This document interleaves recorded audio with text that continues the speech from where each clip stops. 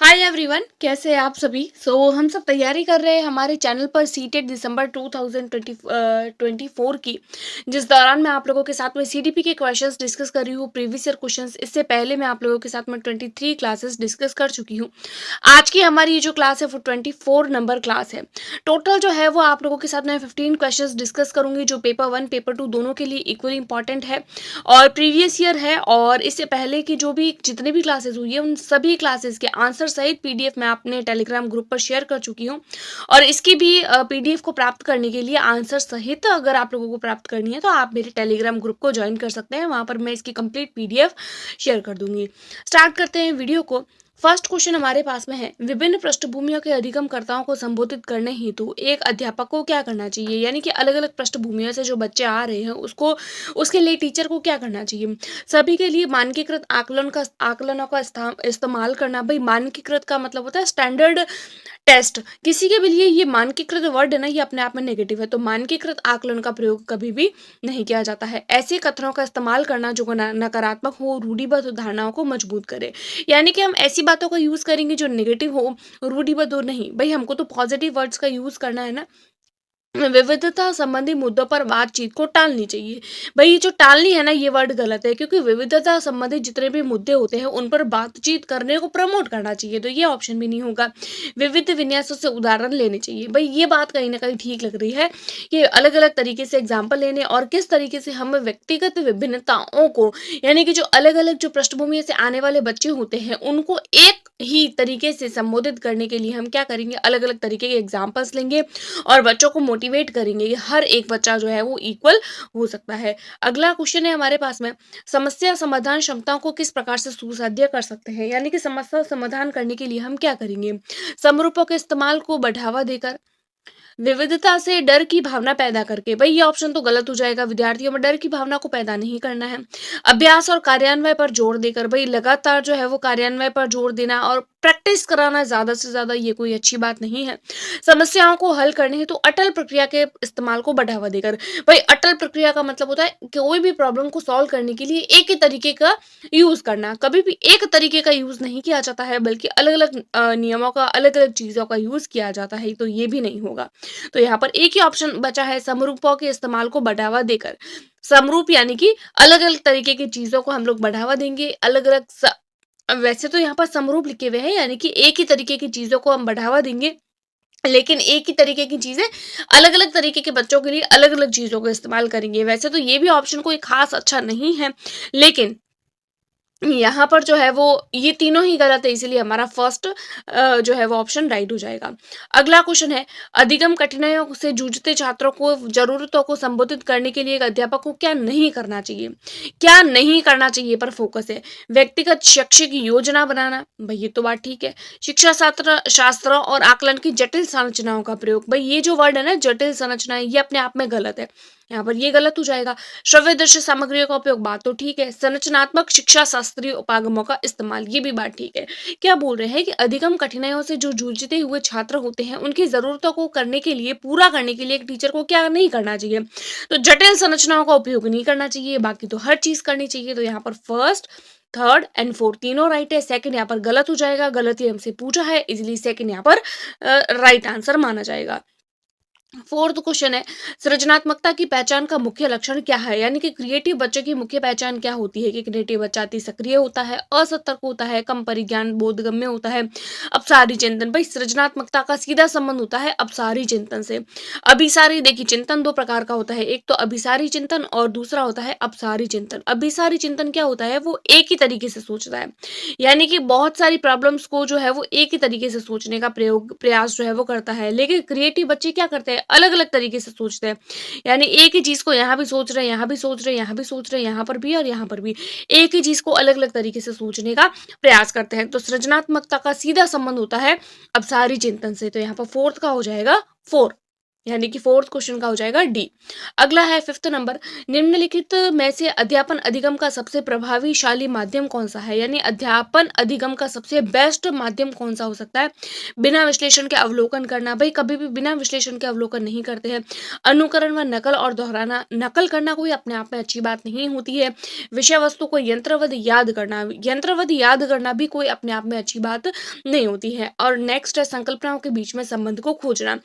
ये बात सबसे बेस्ट लग रही है कि अगर हम लोगों को अध्यापन अधिगम करवाना है तो हम क्या करेंगे, समस्याओं के बीच में जो है वो संबंधों को खोजेंगे कि कोई भी समस्या है उसको हम किस तरीके से सॉल्व कर सकते हैं, समस्याओं को जो है वो किस तरीके से संबंध खोज के उसको किस तरीके से हम जो है वो प्रॉब्लम को सॉल्व कर सकते हैं। तो फिफ्थ का हो जाएगा D will be right answer. Sixth number question है, एक अध्यापिका को दिए गए किसी कार्यकलाप में छात्रों को विभिन्न त्रुटियों का विश्लेषण करना चाहिए, क्यों? यानी कि एक अध्यापिका है, वो कोई भी अगर बच्चे को, किसी भी बच्चे को अगर कोई क्रियाकलाप दे रही है तो उसकी त्रुटियों का विश्लेषण करना चाहिए कि यानी कि बच्चे ने त्रुटि की है तो उस पर ध्यान देना चाहिए, क्यों, इसका क्या रीजन है। इसके आधार पर वह ज्यादा त्रुटियां करने वाले छात्रों को दूसरे छात्रों से अलग कर सकती है। भाई ज्यादा त्रुटि करने वाले छात्रों को अलग करना ये कोई अच्छी बात नहीं है। जरूरी थोड़ी है कि आज बच्चे ने त्रुटि करी है तो बच्चा हमेशा त्रुटि करेगा, नहीं। अधिगम केवल त्रुटियों के शोधन पर निर्भर होता है, नहीं, ये जो केवल वर्ड है ना वो अपने आप में गलत है, तो ये हट जाएगा। इसके आधार पर दंड की मात्रा निर्धारित कर सकते हैं। भाई दंड देना कोई अपने आप में अच्छी बात नहीं होती है कि भाई हम गलतियों के आधार पर बच्चे को दंड देंगे, तो ये भी नहीं होगा। अगला आता है त्रुटियों की समझ अध्यापन अधिगम प्रक्रिया के लिए अर्थपूर्ण है।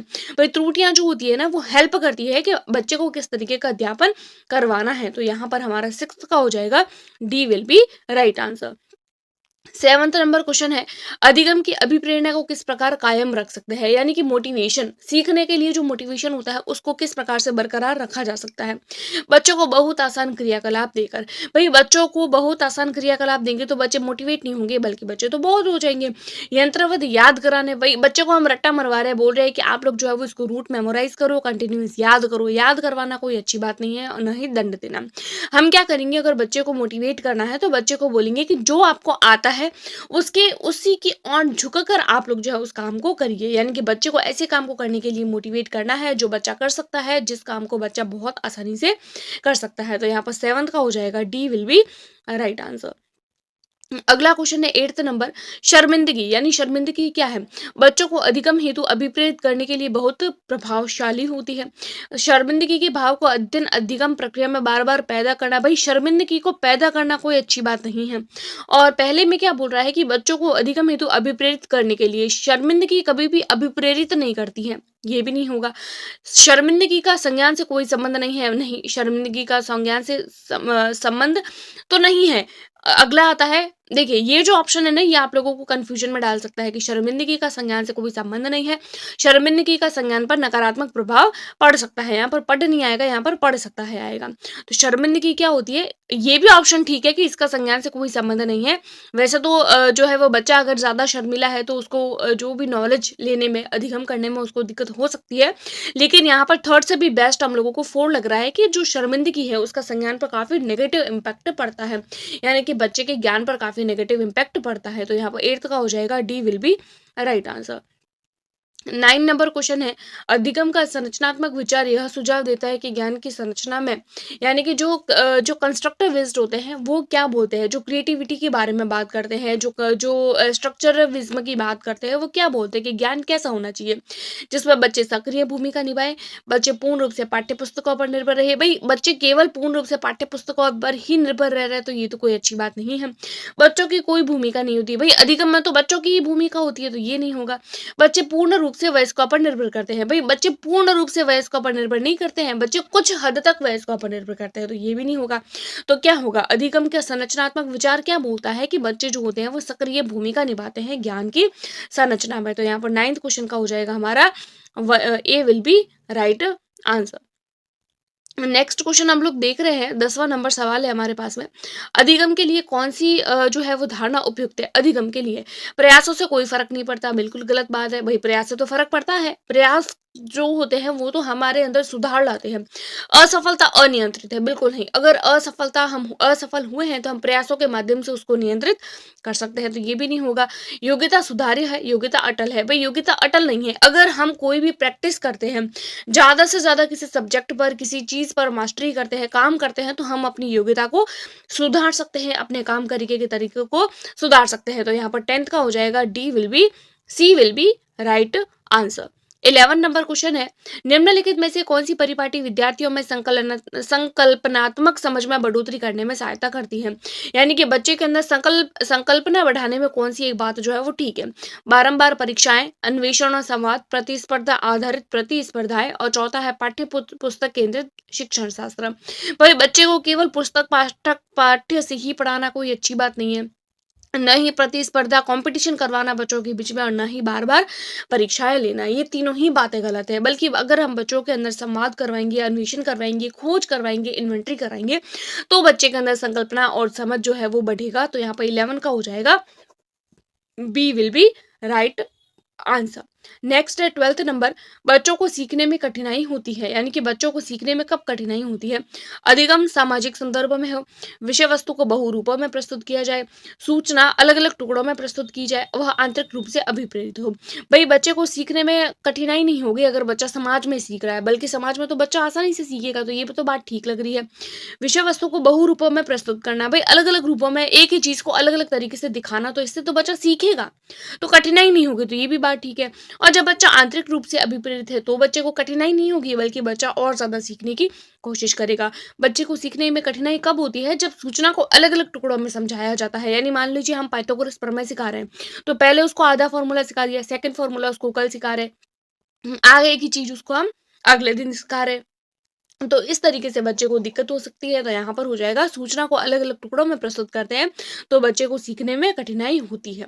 अगला देखते हैं 13 नंबर, अधिगम की सर्वोत्तम अवस्था कौन सी होती है? संतुलित उत्तेजना, कोई भय नहीं, कोई उत्तेजना नहीं, कोई भय नहीं, उच्च उत्तेजना, उच्च भय, उच्च भय। देखिए उच्च भय भय तो गलत हो जाएगा भाई, अधिगम के लिए उच्च भय होना कोई अच्छी बात नहीं है, और कोई भी भय न होना और कोई भय नहीं होना, ये बात तो ठीक है भाई, अधिगम के लिए भय तो नहीं होना चाहिए। संतुलित उत्तेजना या कोई उत्तेजना नहीं, भाई संतुलित उत्तेजना, उत्तेजनात्मक तो होनी चाहिए। किसी भी बच्चे को कोई भी काम करने के लिए, चाहे वो अधिगम हो चाहे कुछ भी हो, उसके लिए बच्चे को एक्साइटमेंट 100% होनी चाहिए, लेकिन होनी चाहिए बैलेंस मोड में। तो यहाँ पर हो जाएगा संतुलित उत्तेजना। 13 का हो जाएगा A will be right answer. 14 number question है, बच्चों के विकास की व्यक्तिगत विभिन्नताओं को किस प्रकार प्रतिरोधित कर सकते हैं? यानी व्यक्तिगत विभिन्नताएं होती है वो किस पर निर्भर करती है? ना ही आनुवंशिकता पर, ना ही पर्यावरण पर, ये तो गलत हो जाएगा। अगला आता है आनुवंशिकता और पर्यावरण की पारस्परिक क्रिया पर, केवल आनुवंशिकता पर और केवल पर्यावरण पर। भाई ऐसा नहीं होता है कि यह केवल पर डिपेंड करती है, बल्कि जो व्यक्तिगत विभिन्नताएं होती है वो आनुवंशिक और पर्यावरण दोनों पर ही निर्भर करती है। तो यहाँ पर 14 का हो जाएगा B will be right answer. 15 नंबर क्वेश्चन है, एक कार्य के दौरान साइना स्वयं से बात कर रही है, यानी साइना नाम की एक बच्ची है वो खुद से ही बात करती है और कार्य पर किस प्रकार प्रगति कर सकती है? ले वैगोस्की के भाषा और चिंतन या सोच के बारे में दिए गए विचारों के अनुसार इस तरह का व्यक्तिगत वाक्य क्या दर्शाता है? यानी कि साइना जो है वो किसी प्रॉब्लम को सॉल्व कर रही है और वो अपने आप से बातें करती है, तो ले वैगोस्की के अनुसार अपने आप से बातें करना क्या है? आत्मकेंद्रिता है, मनोवैज्ञानिक वाक है, यहाँ पर विका नहीं होगा वाक होगा, संज्ञानात्मक अपरिपक्वता है या स्वनियमन है। भाई बच्ची साइना क्या कर रही है, वो खुद को मोटिवेट कर रही है खुद से बात करके, यानी वो खुद को रेगुलेट करने का काम कर रही है, खुद को ही मोटिवेट करने का, खुद को ही रेगुलेट करने का, स्वयं को वो नियमन करने का काम कर रही है, खुद को ही वो जो है वो मार्गदर्शन दे रही है। तो स्वनियमन यहाँ पर आप लोगों के हो जाएगा, यहाँ पर आत्म केंद्रित नहीं होगा। आत्म केंद्रित जीन पियाजे बात करते हैं, स्वनियम की नियमन की बात जो है वो वैगोस्की करते हैं। तो इस तरीके से हम लोगों ने टोटल 15 क्वेश्चंस आज की वीडियो में पेपर 1 पेपर 2 दोनों के लिए इंपॉर्टेंट क्वेश्चंस को डिस्कस किए। आप लोग इसकी पीडीएफ को प्राप्त करने के लिए मेरे टेलीग्राम ग्रुप को ज्वाइन कर सकते हैं। Thanks for watching.